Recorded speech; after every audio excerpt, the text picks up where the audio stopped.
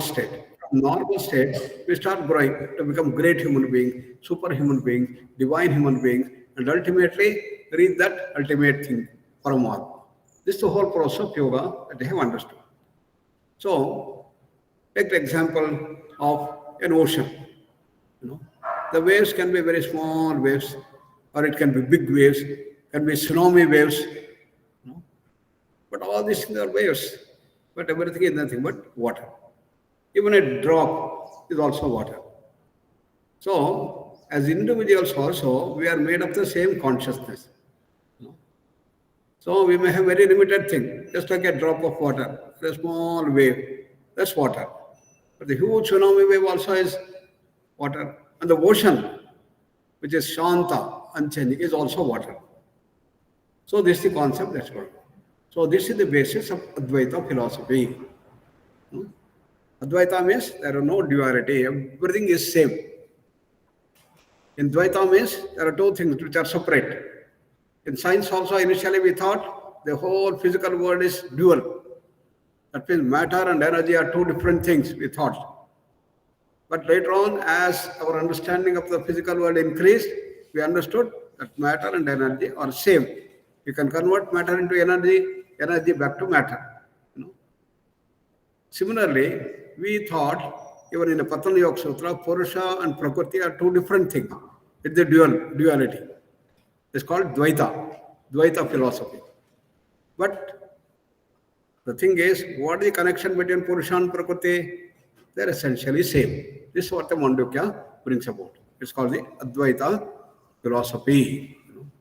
So therefore, all that we see, the physical world, then we have the vital pranamaya kosha, then we have the mental, the manomaya kosha, then the supramental intellect, then finally the bliss, all that forms, the Panchakosha forms the entire Jagat. Therefore, Panchakoshas, the 5 layers of existence, 5 bodies. The physical body is called Sthula Sharira. Then we have Pranamaya Kosha, Manomaya Kosha, Vijnanamaya Kosha is called the Sukshma Shariras. Then Anandamaya Kosha is the Karana Sharira. In Vedanta, we distinguish 3. Sthula, Sukshma, Karana. Gross, subtle, and causal.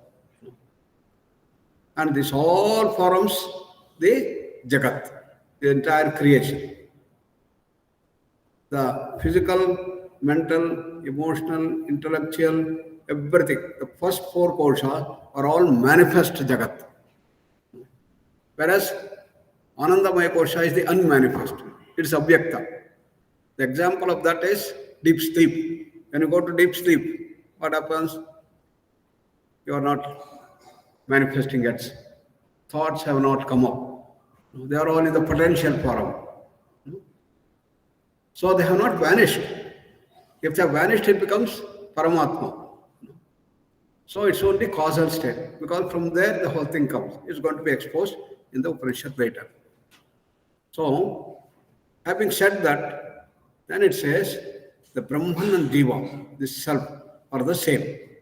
So, our body, our mind, our creation, and then ultimate reality are same. Then, this self, each one of us, have 4 padas, chatushpad. 4 padas doesn't mean there are 4 legs, like a cow has the 4 legs. No. They are the 4 dimensions. That is Jagrat, Swapna, Sushupti, and beyond that, Turiya, pervading all the above. These are the 4 things that now the Upanishad is going to talk about. So the 4 dimensions.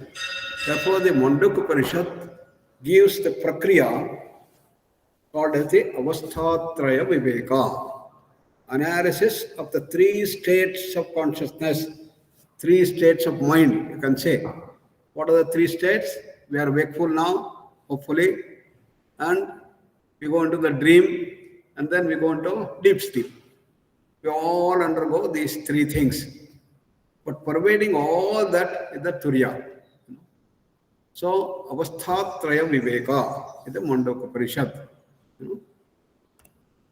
So, mantra 3. Jagaritasthanah Bahishpragnaha Saptangaha Ekona Vimshati Mukaha Sthura Bhuk Vaishwanaraha Prathamapadaha Jagaritasthanah Bahishpragnaha Saptanga Ekona Vimshati Mukaha Sthura Bhuk Vaishwanara Prathamapadaha. How do we split? Jagaritasthanah Bahishpragnaha Saptangaha Ekona Vimshati Mukaha Sthula Bhuk Vaishwanaraha Prathamapadaha. The first quarter is called Vaishwanara. And this state is our wakeful state. Bahishpragnaha. It's called Jagarita Sthanaha. That means wakeful thing. So this deals with things which are gross, things external, Bahishpragnaha. And in the wakeful stage, what happens? We all see outside. Our eyes see, hears outside, everything outside, outside, outside. And this is the Bahishpragnaha, externalized thing. And this is called Sthula Bhuk. This is called the state in which we enjoy things in the grosser things. We all enjoy eating good food and we start hearing nice music and smelling, tasting everything outside, outside. They are all gross outside. Therefore, it's called Sthula Bhuk. So in this state, we enjoy gross things. And what is the structure of that? It consists of 7 limbs and 19 mouths. What are they? We are going to see that. Therefore, its structure has been told, wakeful. It has got the 7 limbs and 19 mouths. Then how it enjoys, what is physiology? It always works with the external thing and takes care of the things outside, it says. So, Om is the letter of the ultimate reality. Its first leg, at the first dimension. This is the first dimension of all creation. Vaishwanara. It is featured by grossness.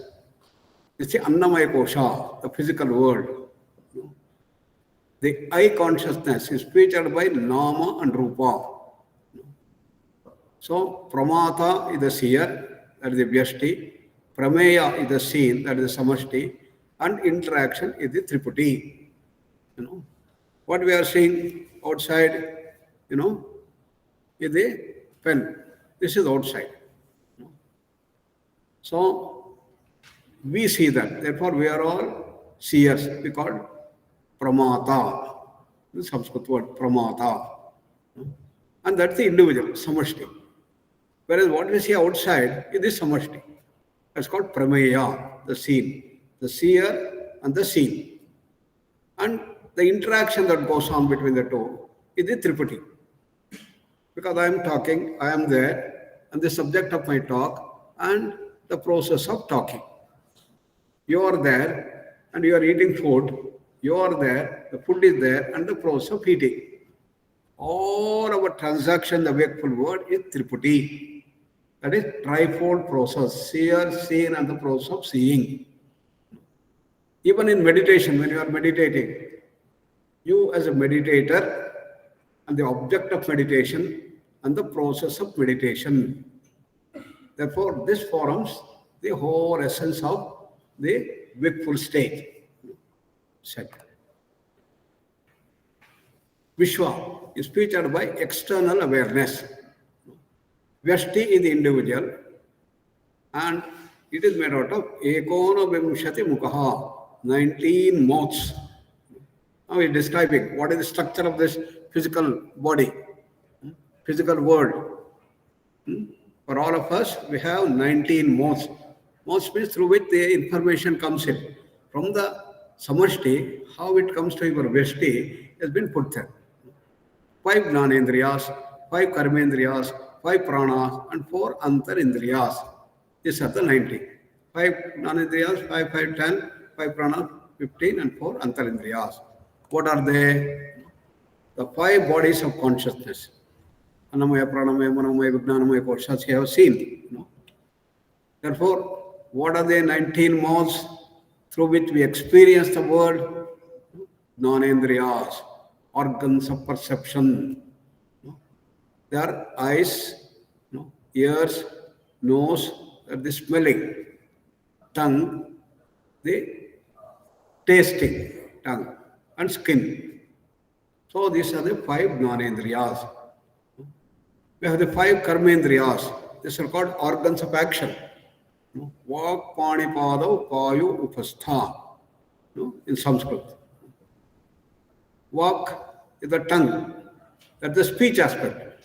Earlier also we had the tongue, but there it is taste. Taste and walk is different. So tongue acts as 2 things. The word is used, that one, walk. Then Pani, hands. Padav, the legs. Then Payu, excretory organs, urination, excretion. Then Upastha, that is reproductive organs, genital organs. This forms the Karmendriyas. So 5, 5, 10. Then 5 Pranas. They are all in the Pranamaya Kosha. Prana, Apana, Udana, Samana, Vyana. That is in the Pranamaya Kosha we have got 5 Pranas. Then in the Manomaya Kosha and beyond, we have got Antarindriyas. Mana, Buddhi, Chitta, Ahankara. Mind, intellect, memory, and ego. So totally you have 19 mukhaha, that is 19 mouths through which we experience the entire samashti. As individuals of Vesti, you experience the whole creation samashti by this 19 mouths. This set. So the physical world is Vaishvanara, samashti. Samashti. What is samashti? That is the macrocosm, the world at large. We talked about the individual thing. And what about the samashti? First is akasha, space, vayu, the wind, agni, fire, apaha, water, and prithvi, earth. So the whole process of creation started with akasha. Akashad vayuhu, vayoragnihi, agnerapaha, adhya prithvi. So these are the 5 aspects that you see in the samashti.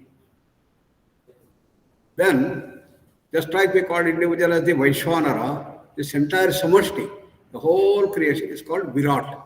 The gross world, physical world is called the Virat, samashti, called Vaishvanara. Samashti Vaishvanara is called Virat. In the Chandogya, Saptanga Ishvaraha. Then 7 limbs. What are the limbs? Upper world, heaven at the head. Heaven in the Manomaya Kosha, Vijnanamaya Kosha, the heaven, essentially Manomaya Kosha. Then Surya, the eyes. The total vayu, the mouth is the fire. Then fire principle. Body of Virat is Akasha. And bladder, water storing organ is ocean. Prithvi is earth. The whole earth comes under the Prithvi. So these are the 7 limbs. So we have the organs. It's 7 limbs. Heaven is the head, sun is the eye, air through the nose as the vital force, stomach as the space, akasha, bladder as the water, and the 2 feet as the earth. Saptanga. So Vaishvanara is the thing at the Vyashti level, Virat Saptanga. So look at this head, brain, heaven. Eyes, sun, fire with light. Mouth, fire, Agni. Nose, prana, air. Stomach, middle part, and space. Bladder, water, ocean. Feet, earth. So, individual, microcosm, this is macrocosm. Vyashti and Samashti. Vyashti is Vaishwanara and Samashti is Virat. So, these are the 7 limbs that we talked about. The physical world named Vyashti and Samashti, featured by Sthula book. So, all these things are grass. What we have understood, everything in Chinese method only grass things. So enjoying the gross objects of senses made out of 5 elements. What all we enjoy is the Vyashti, 5 elements comes. So Samyama on navel center, according to Patanjali, gives the whole structure of the whole body. What we have found today in modern science, the anatomy of our body, and how we have been able to move from womb to the full growth of the babies. Body made out of 5 elements and 19 organs of perception were all understood by our ancient Chinese. How did they do? It's all through Samyama. So what is Samyama? In Patanjali, see, Trayam Ekatra Samyamaha, Dharana Dhyana Samadhi. That put together is called Samyama. By doing Samyama, you get different knowledge. By doing Samyama on the Nabi Chakra, Vyuhagnanam. Complete knowledge of the whole anatomy was found by our ancient masters by doing Samyama. Modern science, we have cut open, dissected, and did everything. That's the difference. So, what is body according to our science, anatomy of the human system? Energy making atoms. Energy all grassifies. They become atoms. Atoms combined together form the molecules. Molecules form the elements. And elements, along with the prana coming up, form the cells. And the cells join together and combine together to the DNA or any molecules and others will all form organs. All organs put together form the systems. And we have the brain controlling the whole thing. This is our understanding in the biological systems in our anatomy structure. We all study that in great detail. So what is the concept of the body put forth here? Basically, initially they are all made of hydrogen, oxygen, carbon, nitrogen, calcium, potassium, and phosphorus, etc. The basic elements. They all come together along with the prana aspect, brings the genes. And the genes, DNA, and they are only molecules. And they form the cells, form the tissues, and the organs, and the system. And this is the modern medical perspective. What we have found earlier is now done by modern science.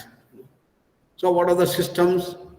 In the systemic study, you see these 7 things, Saptanga, cardiovascular system, digestive and excretive system, endocrine and exocrine system, immune and lymphatic system, muscular and skeletal systems, nervous and respiratory systems, reproductive, renal and urinary system. This is how we can say there are the 7 angas, 7 limbs, Saptangaha. And the controller is the brain. Brain is the controller of all functions. So we have anatomical correspondences in brain of all the 19 aspects mentioned above. That's the matter-based approach. So what are the 19 aspects that we have found? 5 Jnanendriyas, 5 Karmendriyas, 5 Pranas, and Manabuddhi Chitta Ahankara, 4 Antarendriyas. All these things have their seed in the brain. That is how in the Vyashti these things manifest. So that the structure of the brain is the brain stem that regulates the heart rate, the breathing, the blood pressure, the swallowing, and digestion, brain stem. Then we have the right hemisphere and the left hemisphere. So we have the parietal lobe, the frontal lobe, temporal lobe. We have this is here. So you can see that picture. Frontal lobe, then parietal lobe, occipital lobe, temporal lobe back. You can see that. So the lobes of the brain. When you look from outside, you see like this thing. When you see it from the lateral thing, you get this thing, picture. In each one of them, they have been put forth: frontal lobe, parietal lobe, occipital, and temporal lobe. So the hypothalamus mentioned there, brain stem and reticular formation, anterior hypothalamus, posterior hypothalamus are all put forth there in the anatomy in great detail study. The frontal lobe is the most important. The largest of the brain's four main lobes. It is the emotional control center and home to personality and decision-making abilities. What are they? Problem solving, the movement, social interaction. Everything is brought forth there. And if you have front and see, front and from the side, how it looks. So left brain is the analytical brain, that is the buddhi aspect of it. Analysis, language, mathematics, logic, reading, writing, everything comes under the left brain. And the right brain is the manas, essentially. Personality, creativity, music, art, dance, drama, dreams, intuition. Even the higher things of intuition come under the right brain. So the right and the left lobes of the brain, that's the thing there. So what about the chitta, the mana, buddhi we talked about. Then what about chitta, that's the memory, we have the brain memory. Our brain and memory, the cerebral cortex. Cerebral cortex is our memory storage area. All memory is stored in this memory thing completely there. The thalamus here, it regulates our level of alertness, which affects concentration and focus, alertness. Then hippocampus, you can see here, is the area of the brain where you form new memories. Old memories are lost and new memories come. This all storage of memory is called as samskaras or chitta. So when we die, the body may go away, the brain may go away, but the entire chitta, the memory is all stored in the manomaya kosha, vijnana, anandamaya koshas. So brain may not be there, but memory will be there. They are called as the samskaras. And we have got the prarabdha karma, sanchita karma, agami karma, which make this memory thing. So the question we will understood how this memory works. Memory is not a thing, but it's a process. That's the thing that we have to understand. Then it can get better or worse depending on its use. If you go on using it properly, it is going to increase. If you stop using it, it will reduce. So we must all develop this memory by practicing. Therefore, we have got complete chanting. Chanting you do. When you go on doing it, you get tremendous memory. So in our ancient Gurukula system, we have to by heart the whole of the Vedas.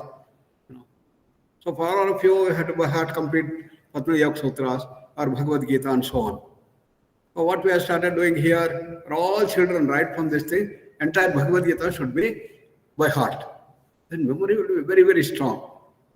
We start at the age of 2, 3 for the children and start developing. By the age of 5, 6, they completely know the Bhagavad Gita. We have got many of our faculty children here.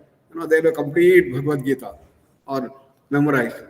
What is the result of that? Memory is so strong, concentration is so perfect, and they are all toppers in the schools. This is what we were doing earlier. When you take the Vedic chanting people, they all know this thing by heart. They are trained for 7 years, 8 years, 10 years, 15 years. And Pada, Krama, Jata, and Ghanave, when they do that, they're wonderful. This is how the things are used.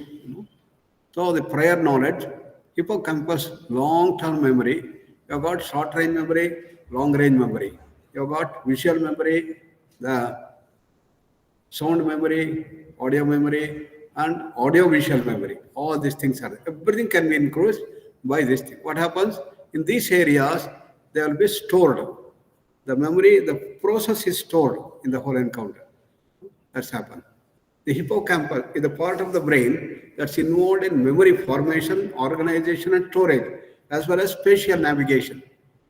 It's important in forming new memories, especially episodic memories relating to personal events and their related emotions. The hippocampus acts as a memory sorter by sending memory out to appropriate parts of the cerebral hemisphere under long-term storage and by retrieving them when necessary. It's all storage in different parts. Therefore, the memory in the form of processors are all stored in different parts of the brain. Similarly, in the monomoy codes also, they're all stored in very, very subtle form. And the basal ganglia. Basal ganglia is responsible for formation of motor and implicit memory. Motor memory, how I move this thing, how I have to do like this, all motor memory is done. They contribute things like the voluntary motor movements, procedural learning and routine. You all do asanas, this is the motor operation thing. So how you do the asana, everything is stored. So as soon as Dixon says, okay, start doing Sarvangasana, do all this thing, whole process is done, 8-step procedure to read Sarvangasana and come back. So this all motor things all done in the basal ganglia.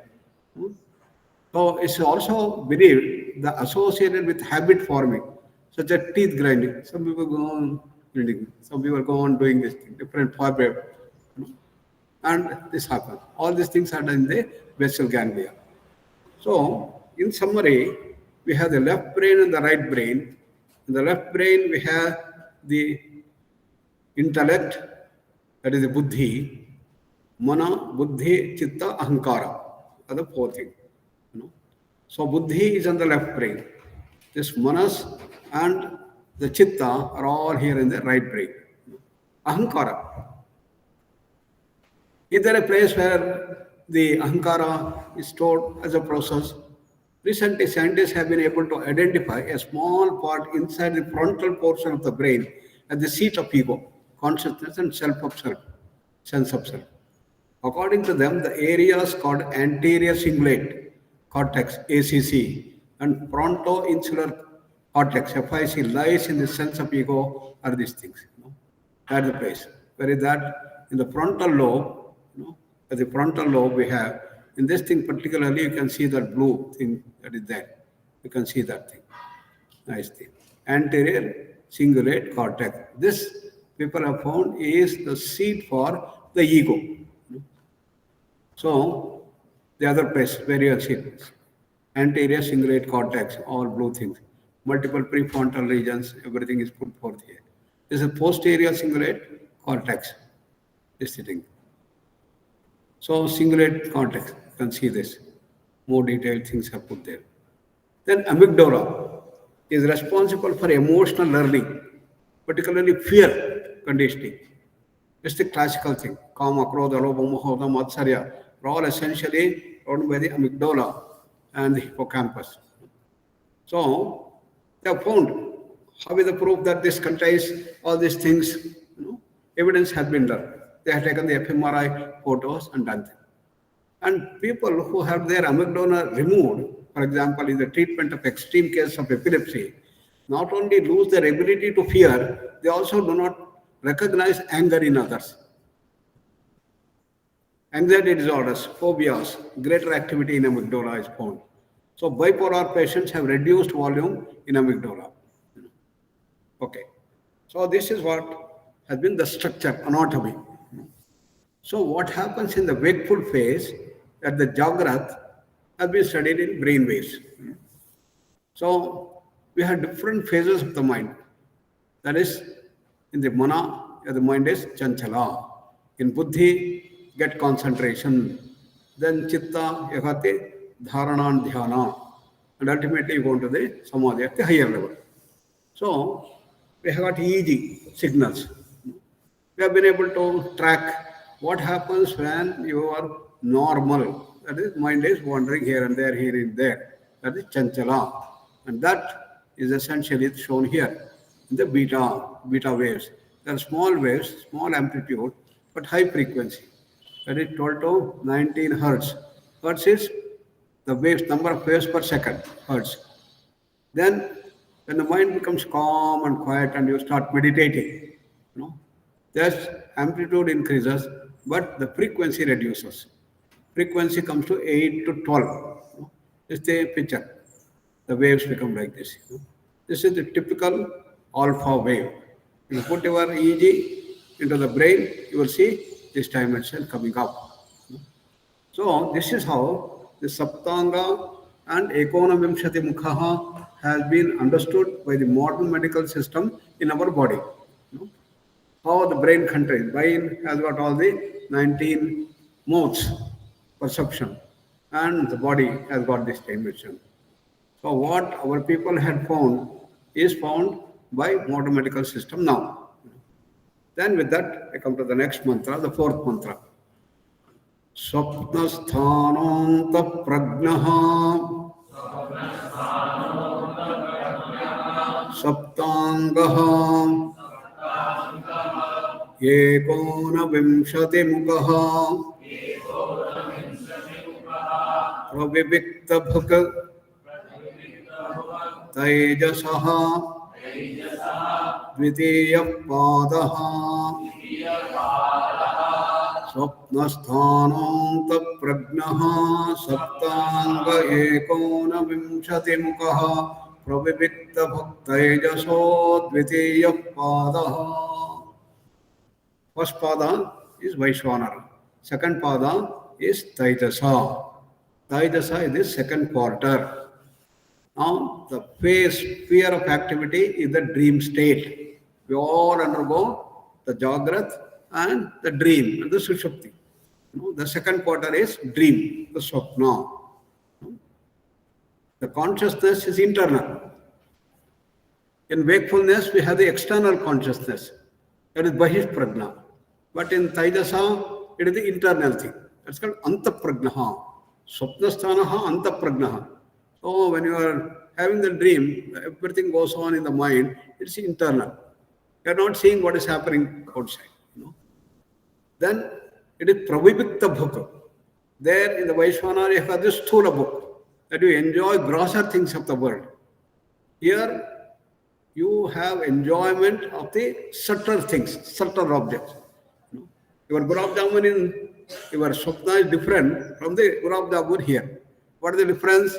Here Gulab Jamun is gross. In Swapna, it is subtle. So it is called as the Pravivikta book. Pravivikta book is subtle. The consciousness is internal, the enjoyment is inside, and this also has the 7 limbs and 19 mouths. Saptangaha Ekona Vimshati. And in dream world, we have enjoyment at a subtle level. You enjoy subtle objects. That's the difference.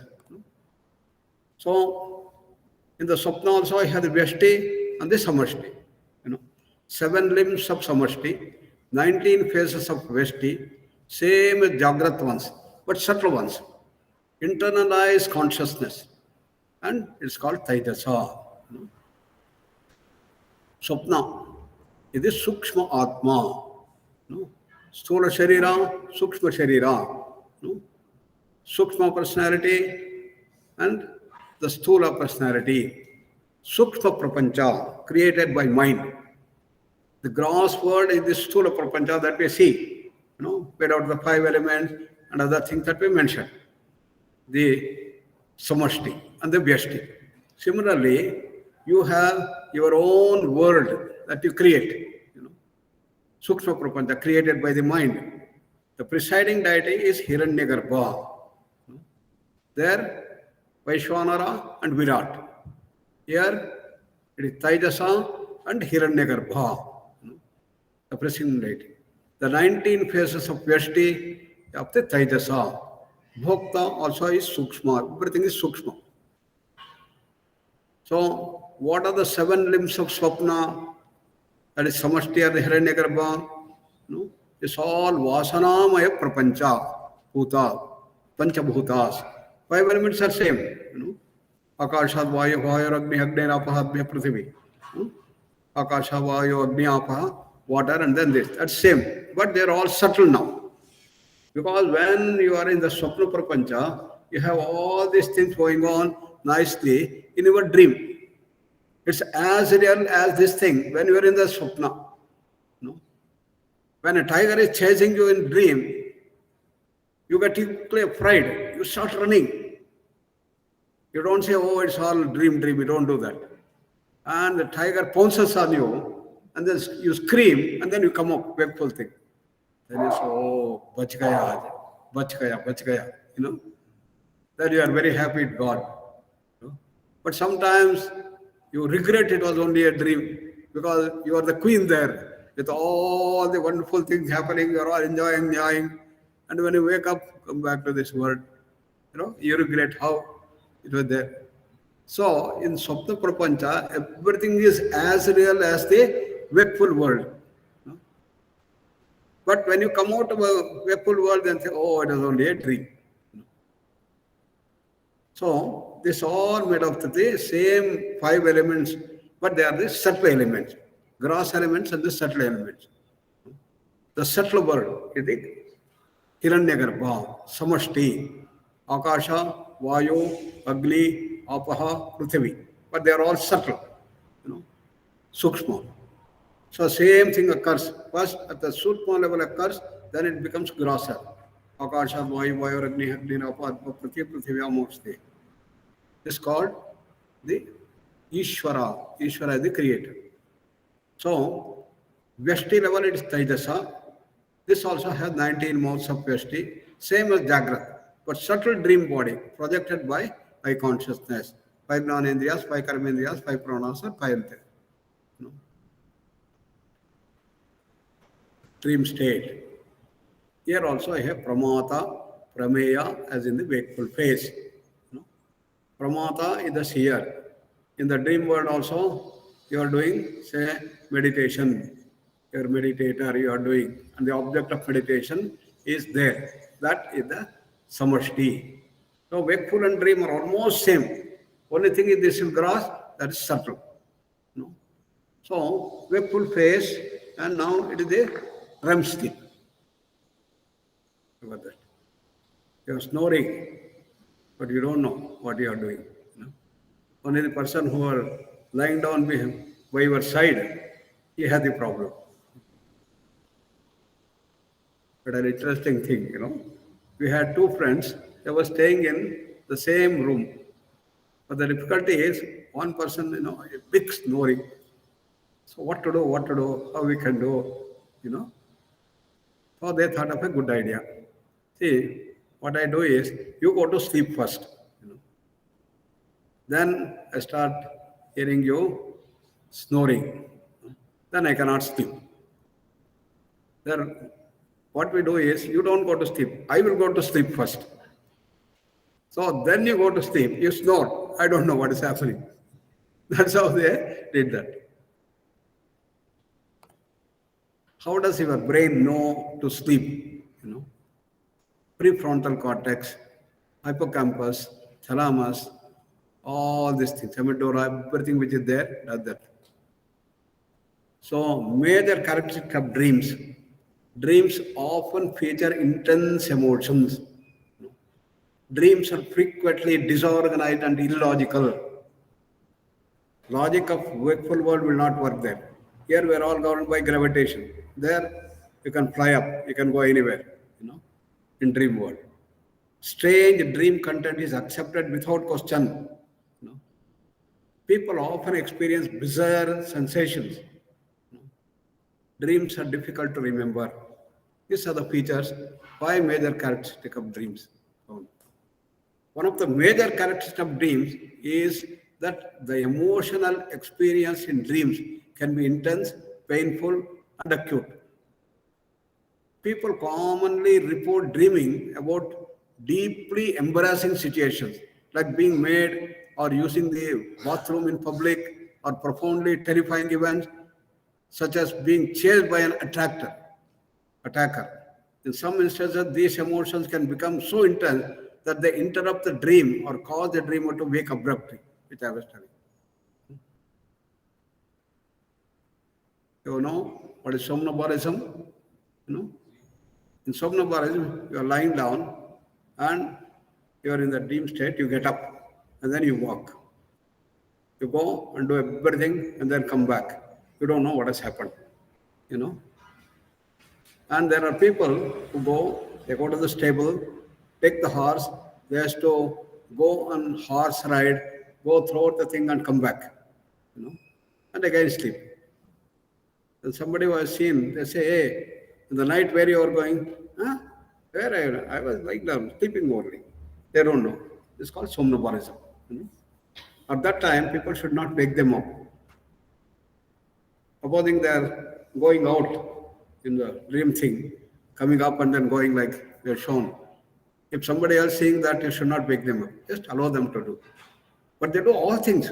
They go there and milk the cow in the early mornings and do everything. Somnambulism. But they don't know what they have done. No? This somnambulism. Interesting dimension. Dreams are full of discontinuities, ambiguities, and inconsistency. But sometimes these things can lead to downright bizarre dream content. According to Hobson, one of the hallmarks of dream is that they often make no sense and do not observe any natural laws involving time, space, or people. Some examples of illogical dream content include flying, time travel, talking to animals, loved ones who have passed away, being alive again, combinations of people, different parts of your life. So many things can happen in the dream. Input. Third aspect, the odd events and content that occur in dreams are typically accepted without question in the dreaming mind. Within the dream, these strange and illogical events, perceptions, and objects are not seen as being out of place. You all think it's absolutely real. Strange sensory acceptance. Cardinal characteristic of dream, the sensation of falling, an inability to move quickly, and being unable to control body movements are just a few of the commonly reported sensory experiences. While memory seems to be intensified within the context of the dream, access to information contained within the dream diminishes rapidly once the dreamer wakes. All that you have done, very intense, everything you forgot when you get up. When you say, can you remember what dream you had? You had a dream, but you don't remember anything. Dream researchers estimate that approximately 95% of all dreams are forgotten entirely upon awakening. So, this is tracked by our EEG signals called the REM sleep. Wakeful phase, it's the Chanchala sleep or Ekagrata sleep or Dhyana phase, Dharana and others. But here in dream, it is called REM sleep, rapid eye movement sleep. During REM sleep, your eyes move quickly in different directions since your brain is more active there.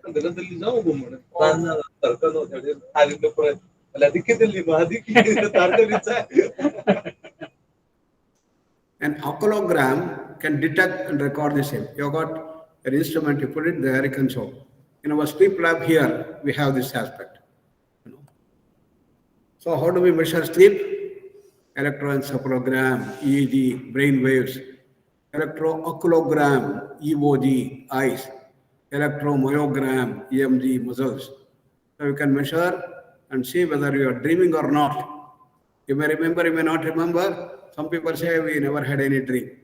But surely they have the dream which they don't remember, they don't perceive this thing. So these are the EEG signals that we have. EEG, a normal sleep onset goes on like this thing. Then slowly, slow eye movements start coming up, oculogram, EOG. You see the big things coming up, dream, these are all the EOG oculogram. Then EMG shows wondrous things in the deep sleep. Then narcoleptic sleep onset coming up. EOG, what happens in this case is put together. So these are all the EEG signals that show clearly. So the brain waves in Jagrat, Sushupti and Swapna is talked about. That is the wakeful phase, and these are all the Swapna, then the REM sleep is here and here. REM sleep and then wakeful phase, you can see similarity between the two. So that will complete today's presentation. We'll go for the next mantra next week. We'll just repeat that. Yatra supto na kanchana kamam kamayate na kanchana swapnam pashyati tat sushuptam sushuptasthana eki bhuta pragnana ghanaha evanandamayo hyanandabhuk cheto mukha prajnastrutiya padaha. Om Shanti Shanti Shanti. Thank you all. And now over to you if you have any questions.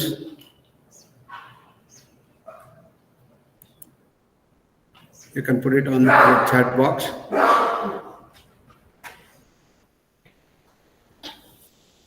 Yeah, here is the question. Does Mandukya give symptoms and ways to measure for practitioner on which what is this? Which avastha they are in, and is there a way to go deeper into the understanding of the subject of samyama or never? So the Upanishads talk about the sukshma and the sthula. Sthula in the gross, wakeful phase, and sukshma or the subtle in the dream phase. So the Upanishads talk about the sukshma and the sthula. The intensity, just like EEG, we don't have the ways for measuring. Measurements, quantitative things started coming up in our modern science, in polysomnography and sleep research instruments we can do. And that's how we can use the modern science with the earlier things. But earlier things in the swapna, whether in the wakeful phase or in the dream phase, you can easily make out, because it is the internal consciousness and the external consciousness. Who doesn't know whether you are dreaming or whether you are wakeful thing? Everybody understands this. And there you can see that as you are meditating even in the Supra Prapancha. You can go into even samadhi in the swapna. Just like in the wakeful phase, you do that, you sit there and go on calming down the mind, silencing the mind, tranquilizing the mind, and one pratyaya completely merged with that, you have the samadhi experience.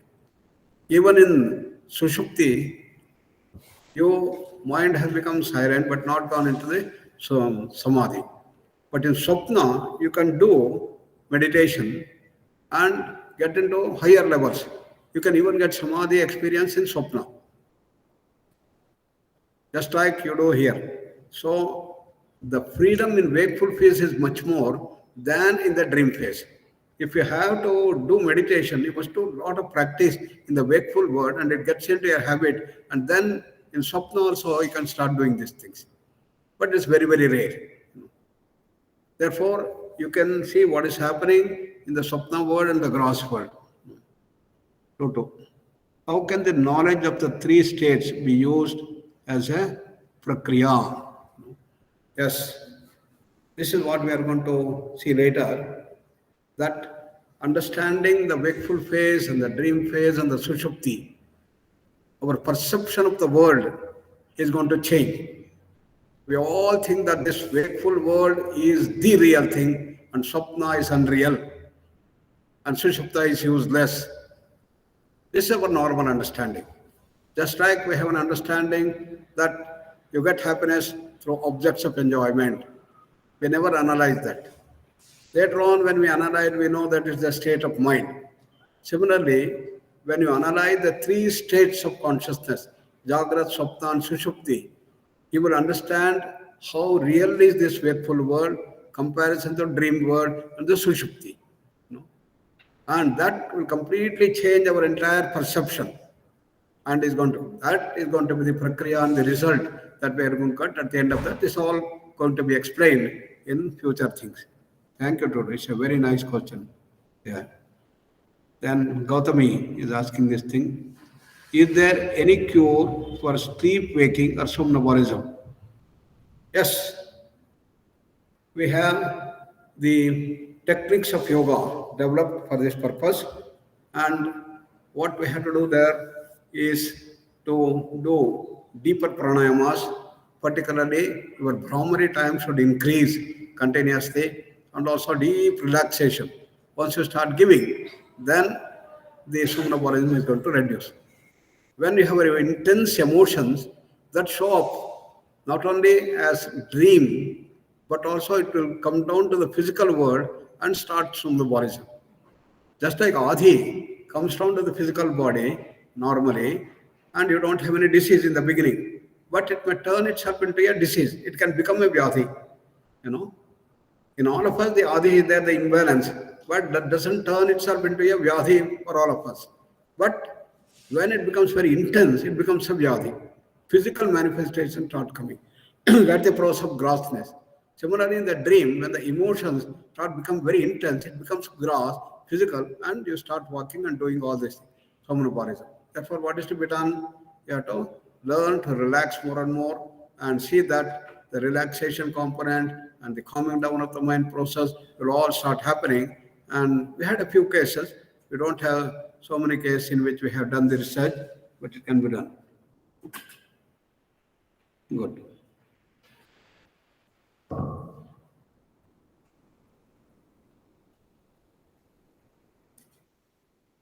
Any other question? No. Okay. Thank you all very much for your nice presence. And we'll close today's session with Shanti Mantra. You people have any questions? Yeah. Huh? What happens when you wake a person who is sleepwalking? Sleep disorder. Sleepwalking. Why Sleepwalking. Sleepwalking, the person goes, walks, and comes back. Suppose you are sleeping here, you just go around and do. You have the full consciousness. Suppose there is a step, go up the step. Therefore, just like in wakeful phase, you do all activities there. And there are people who go there and give a talk and then come back also. But they don't know what they have done. People have ridden on the horse ride, as I said. And people have gone and then even fighting with some other things. That also they have done. This all happens just like in the wakeful phase. But they don't know. From the dream. Huh? Why should not we wake it? Because if you do that, suddenly there is a burst from the dream state to the wakeful phase. Then it causes big challenges in the brain and causes damages to the brain. That's why people say that you should not wake them up suddenly. From that stage where it has gone into the grosser state, if you wake them up, suddenly it comes and it hits the brain and causes the problem. That's what people have found. That's why you should not do these things. Good question.